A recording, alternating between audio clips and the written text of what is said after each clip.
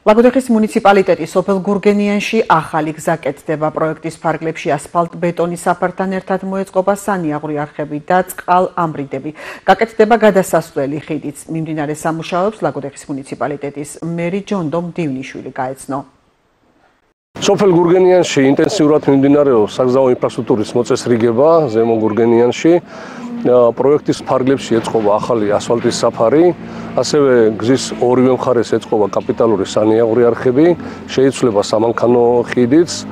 პროექტის ღირებულება 729,000 ლარია, ის ადგილობრივი ბიუჯეტიდან ფინანსდება.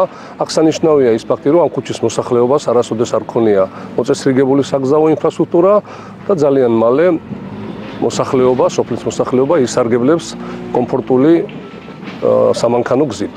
Ციმა რომ ეიდოდა ლაფში გვიწევდა გასვლა გამოსვლა ხოლმე.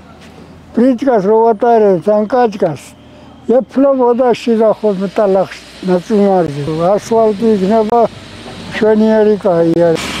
ადრე არ ყოფილა, ასფალტი არ ყოფილა დაგებული. ეხლა კეთდება და გვიხარია ყველა. მაყოფილი ვარ რომ მოიყვანეს და აკეთებენ გზას ახლა. აქ იყო tveri, გაუსადლისი ტალახი, ვერ გაელვიდი მართლა და რა ვიცი რაღაც ეთყობა ახლა რომ აიკეთება. სანიაღვრი არხი კეთდება, აღარ tveri გვექნება, აღარ შეგვაწუხებს, აღარ ტალახი შეგვაწუხებს და ბავშვებსაც გაიხარდება რაც ხარ უნდა და ყველაფერი კარგი იქნება, რაც გაკეთდება, ყველაფერი